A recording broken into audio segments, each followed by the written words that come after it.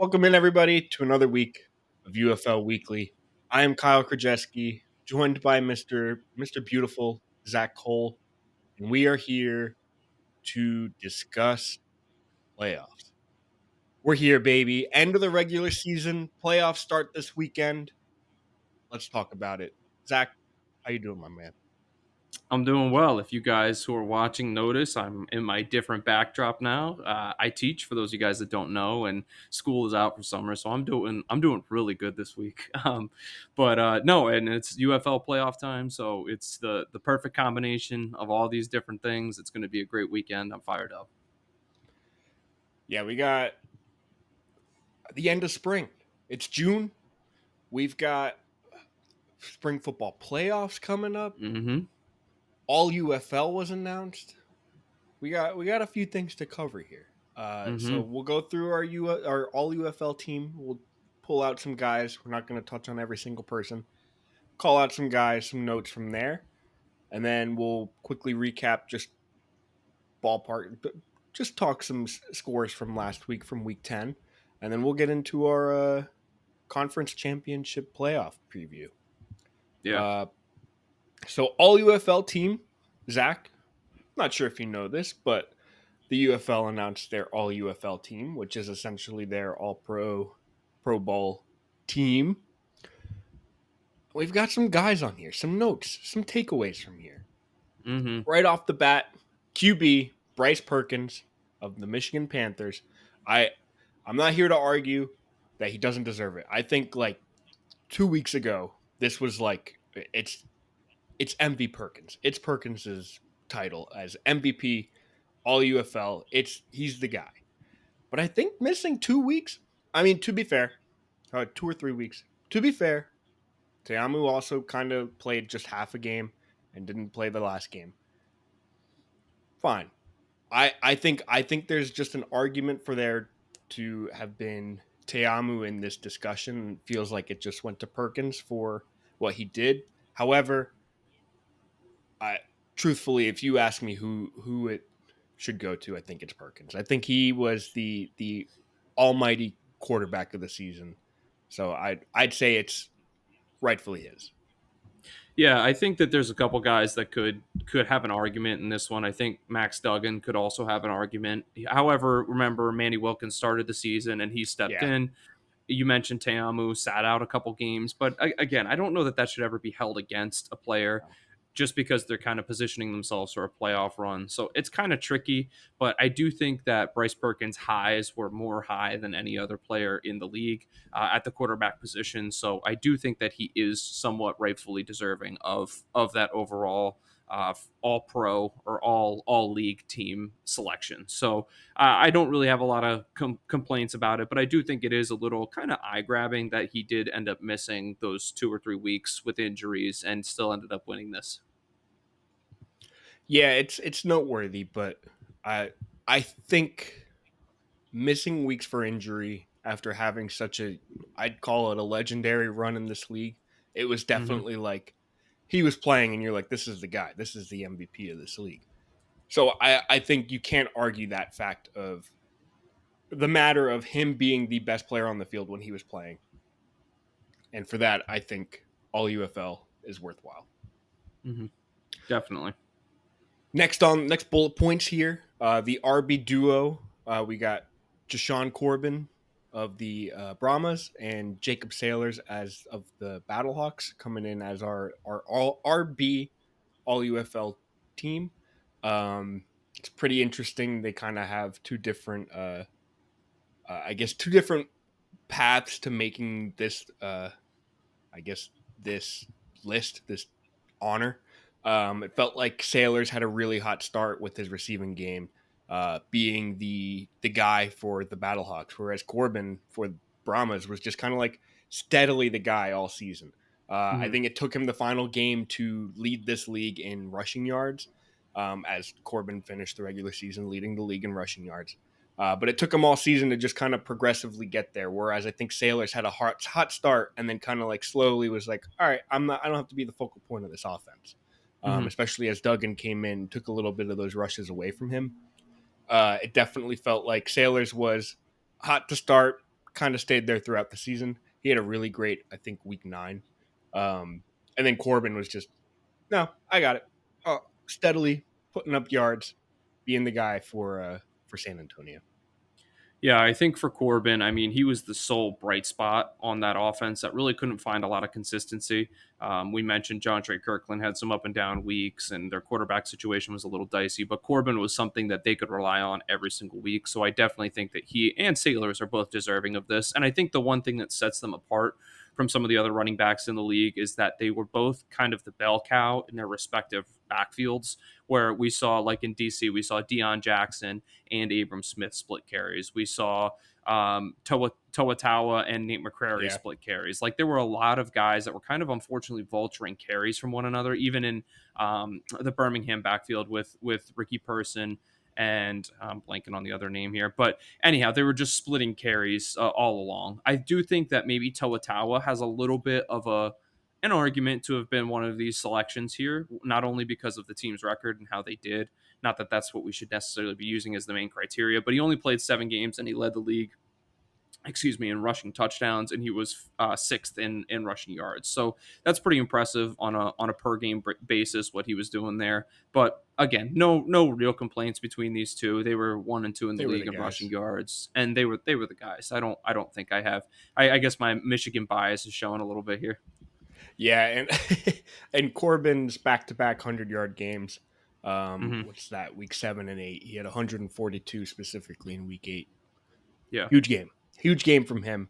Worthwhile making it to this all UFL honors. Uh, Next two guys here, I wanted to call out two wide receivers. Deion Kane just kind of showed his value to the Stallions as the Stallions kind of had a rotating door of quarterbacks with injuries. Hmm. Kane was the consistent weapon for them. And then Chris Rowland making the All UFL team as both a wide receiver and a returner. So kind of making his way on here twice. He was second in the league in receiving yards and the league leader in return yards. I think a lot of that, not to take away his flowers, but Ty Scott going down for the defenders kind of opened up that door for Rowland to step in and be the guy. And he stepped in, filled it. Way to go, Rowland. So Deion Kane being that consistent wide receiver threat, and Rowland, way to go. Kyle, I want to throw Tyler Vaughns was also selected as Oh, an all UFL name in there from the Renegades, but I want to throw it back to you, and I kind of want to do just a little quick segment here, an impromptu I'm in. segment. Give me one name that you think deserved to be on this list at wide receiver. We saw so many really high end performances this season, so give me a name that you would have gone to bat for. I would have absolutely gone to bat for Justin Hall. Um, Hmm. of the Houston Roughnecks. I think of all guys, especially with McClendon stepping in at quarterback, Mm-hmm. he Mm-hmm. was. I mean, they were. He was just getting reception on reception on reception. Looking at the league leaders here, he had 62 receptions. Next most was 44. So he had 18 more receptions than the next guy. Not to say that receptions is a great stat, but I think Hall was kind of a real strong piece of this offense in Houston Mm-hmm. for McClendon, especially. What about Agreed. you? I think that's a great name, Justin Hall. I mean, and you said once McClendon stepped in there, that's really when it started to click for them. And I think had he been in there the whole entire season, week 1, he was the guy day Yeah, 1. We might see Justin Hall's name on here as opposed to someone else. But I'm going to plug a Panther. I'm actually going to plug a Panther and a Boat. Our poor Boats didn't get any selections nope, on the yep, on the all UFL team. So you know what? I'll plug the Boat here. And it's unfortunate because I think his season ended up kind of turning a little bit at the end when the team started kind of going down. But I'm talking about no one other than Jonathan Adams, who was the guy for a couple weeks there. He was leading the league in yards, leading the league in touchdowns, if I remember correctly. And he was yep. having games where 10 catches and 8 catches and just really dominating at the wide receiver position. So unfortunately, he kind of fell off at the wrong time. I think when the eyes were on the league a little bit and they were trying to make these decisions on the all UFL selections. But he definitely deserves some flowers too. I think if there was a second team, I would put Jonathan Adams, Justin Hall, And I think the third name would be COC Mariner. He ended up Yeah. leading the league in yards, I believe, and he was up there in receiving touchdowns as well. So just a really well put together season for him at the end, at the finish line here. So just a couple of names that I wanted to throw out there for these guys that did a great job this season as well.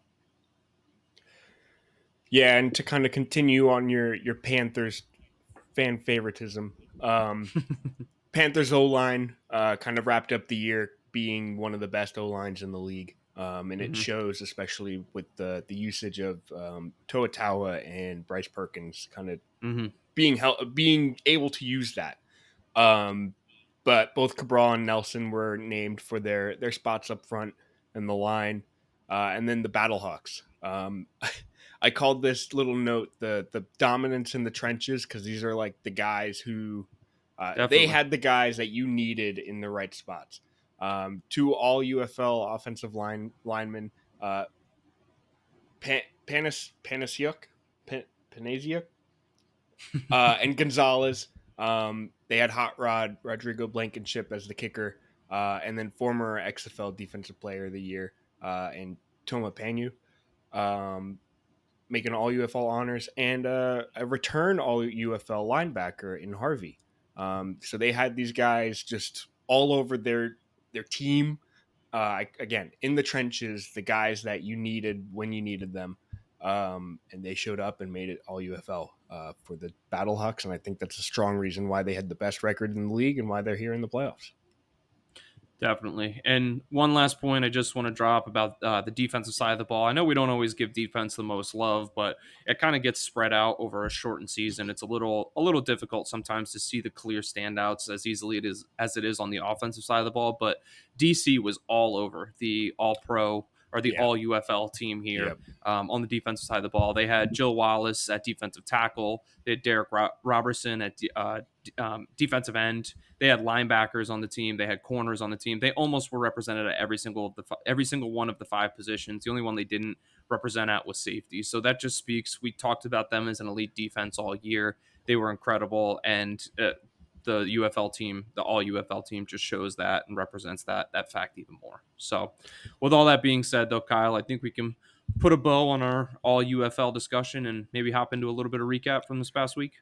yeah. Just a quick recap of last week's scores. Week 10, we saw the Battlehawks defeat the Defenders, kind of back up, re-back up, 13-8. Wild one. That just We screams defense or backup game, doesn't Yeah, it? it sure does. Yeah, it's either like 48-40 in a backup game, or you're getting the guys who just can't get things moving. Yeah. The Roughnecks beat the Panthers 19-12. The Renegades beat the Brahmas 23-6. Way to go, Renegades! Hmm. And then the Stallions just showed up. You could tell watching this game that they were like, "Oh, all right, let's ease up on it," and then they didn't. Uh, Stallions beat the Showboats 46-9, the highest single team score this season. And then it dates back to the Renegades scoring 47 last season in week 7 for the highest. I think it's the second highest in UFL history. So the past 2 seasons. So way to go, Stallions. You did it. Week 10, riding hot going into these playoffs. So let's get into playoffs. Hmm. Let's do it. Game 1. We got 2 games here. Sunday. I love when they how they did this. Sunday at 3 p.m. We have the Michigan Panthers taking on the Birmingham Stallions. Stallions are favorited in this game at -1.5. Over under set to 46.5. Both games actually are set at presently 46.5. The Stallions alone were a half point away from this over under last week. Stallions have won both matchups this season against the Panthers, 21-12 in week 2 and 26-22 in week 9. This week though, we got a good one. Zach, I don't know. I feel like I'm stealing your thunder because this Panthers team is your team. I feel like you should be doing the preview for this one, and I'll do the preview for the next one. So if you don't mind, tossing it to you. Yeah, let's switch it up a little bit. I would love to talk about this game, and I think the highlight of this game is going to be the quarterback play on both sides of the ball. The Panthers are adding Bryce Perkins back into the mix, which is a really, really big deal for them. He was Yeah. incredible through that mid-season run that he was going on, where we'll see. It hasn't been announced yet, but we think he positioned himself pretty firmly for an MVP. Yeah. An MVP look. It's kind of down between him and Jordan Teamu, I would say. So we'll see. We'll see what happens between that. But anyhow, they are getting Perkins back this week. He's a dual threat guy, can throw the ball, is a threat on the Yeah. ground, and as you mentioned with their offensive line, Kyle, that's really a tough thing to stop. And Toatawa has also provided a really strong push for them recently. We mentioned Ciosi Mariner in the all UFL team preview. He has also come on as of late and become a really incredible deep threat. And when you watch him play, he's gigantic. He's a Yeah. presence on the outside, and they just kind of push the ball down the field to him. And surprisingly, another name that has kind of become a little bit of a known entity recently is Gunnar Oaks, their tight end, Hmm. who has managed to find the end zone while they're in the red zone a couple times. Also, It's all just a nice UFL. little All UFL also tight end. UFL. Yep, Yep. him and Sal Canella were the two selections at the tight end position. So, really, a lot of key offensive pieces for Michigan. I think the key to them, though, is going to be can they slow down the Birmingham offense on the other side of the ball, which is led by Jamar Smith, who's just come on, Jamar, however you want to pronounce it, which has just come on recently. He was incredible week 9. Even going back to week 8 when he was thrust into the starting role.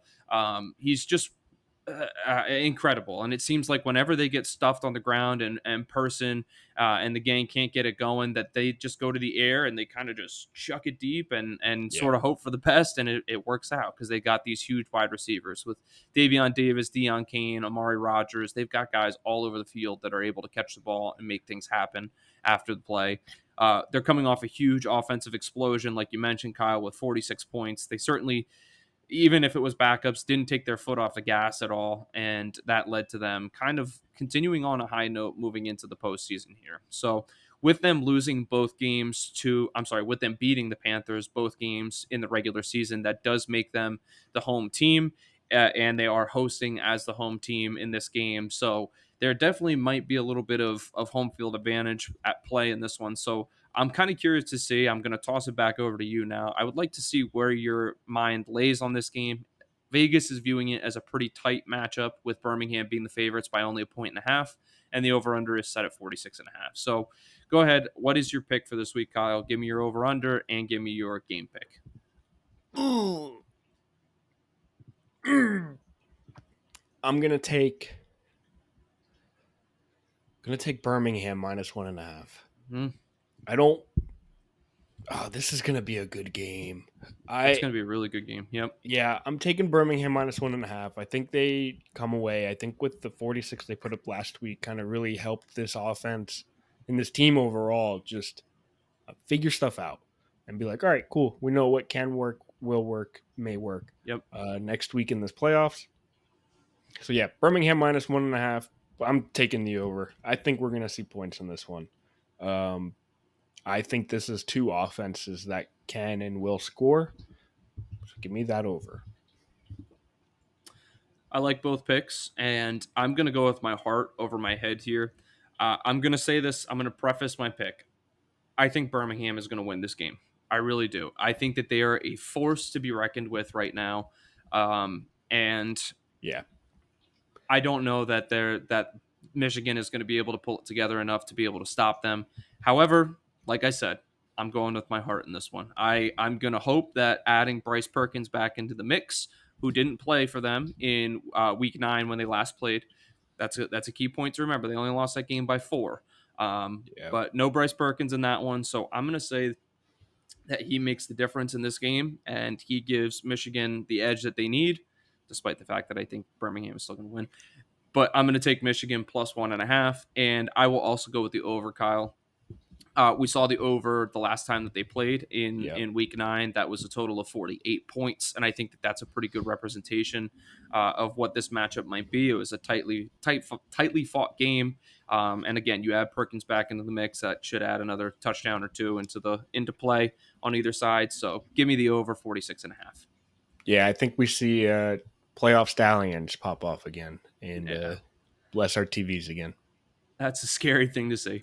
Kyle, one last point before I toss it back over to you. Both of these games are on Sunday, just for everyone Yep. listening and paying attention here. The first one, this Michigan Panthers Birmingham Stallions game, is at 3 o'clock on Sunday, and the second game is 6 p.m. on Sunday. So get glued to those TVs on Sunday.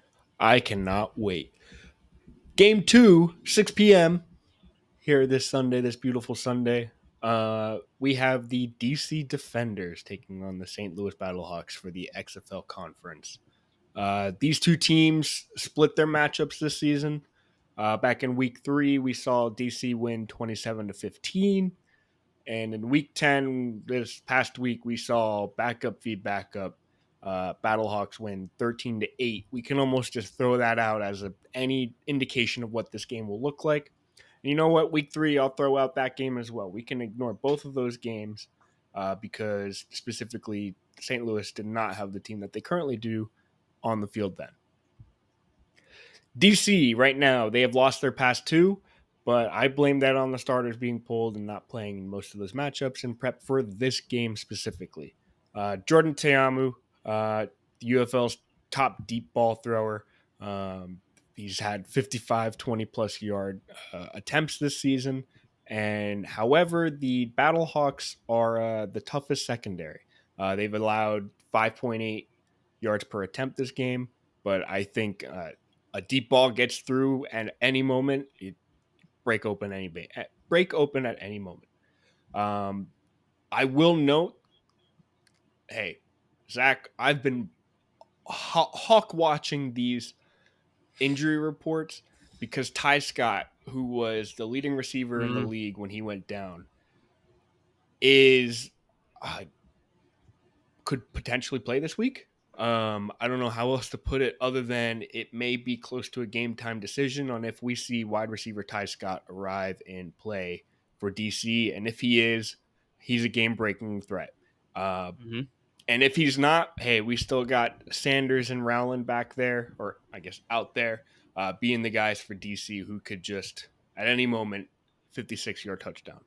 Um, We've also got on the St. Louis side, they are currently on a 6-game win streak. Uh, this is crazy. Max Duggan is currently undefeated as a starter for St. Louis.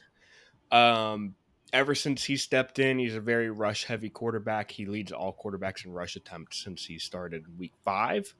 Uh, Jacob Sailors also, hey, he's got a dominant backfield share in these competitive games, and gets a really really good matchup against this DC run game. They've allowed 5.2 yards per carry, one of the most in the league since for like the back half of this season. So we could Mhm. see some great Jacob Sailors runs. See Max Duggan also probably break off some really good runs because he does that way too often.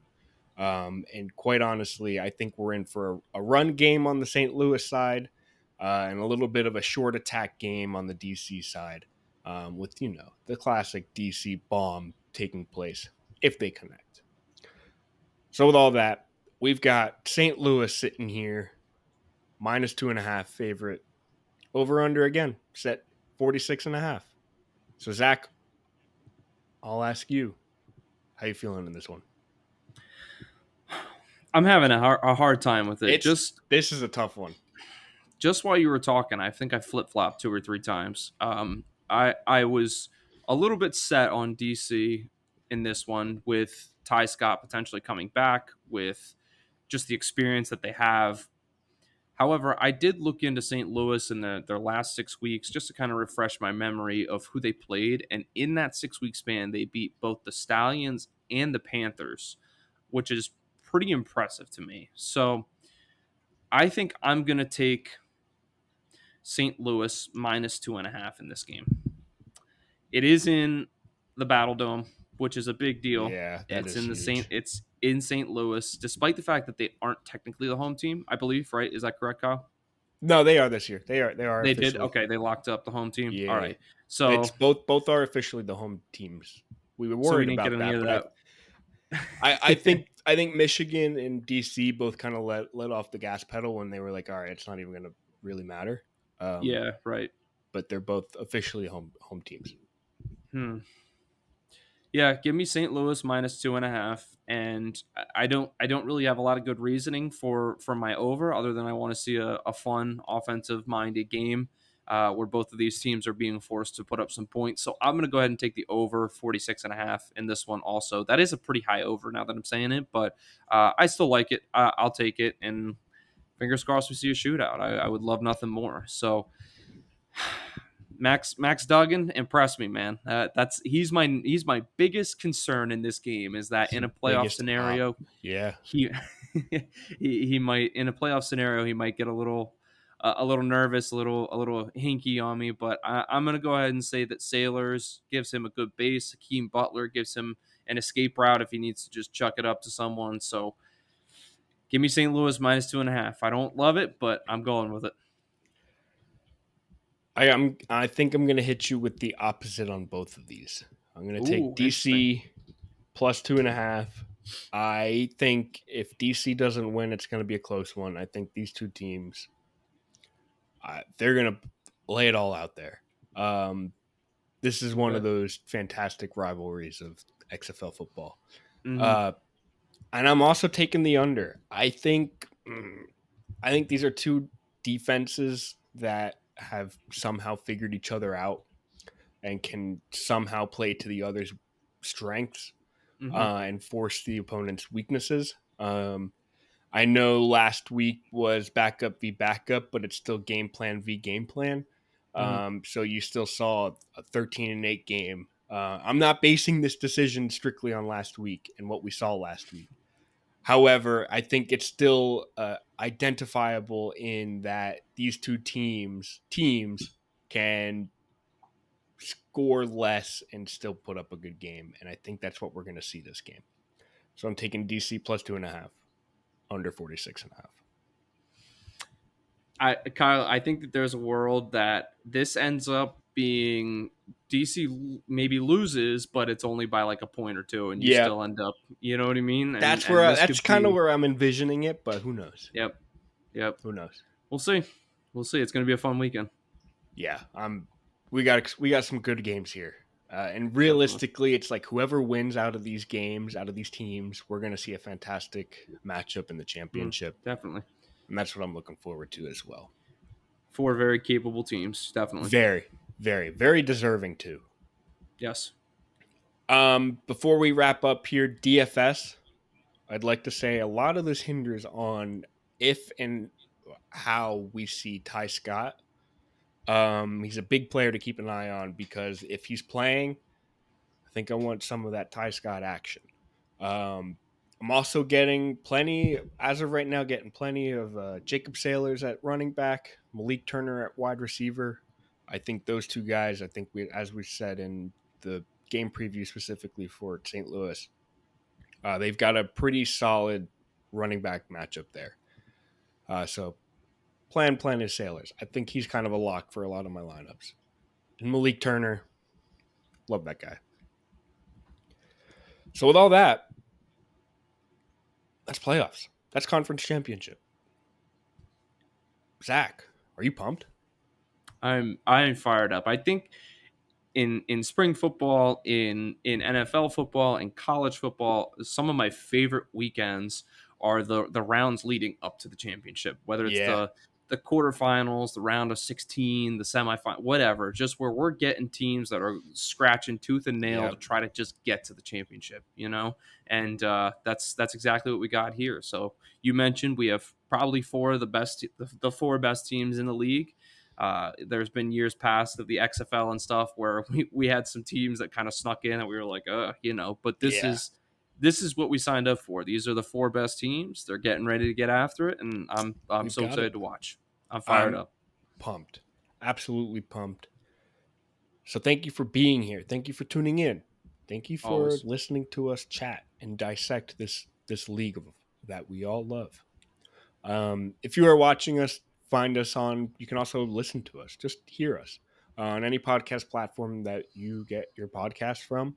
If you are listening to us, you can get us in video format. You can see what color shirt Zach's wearing today.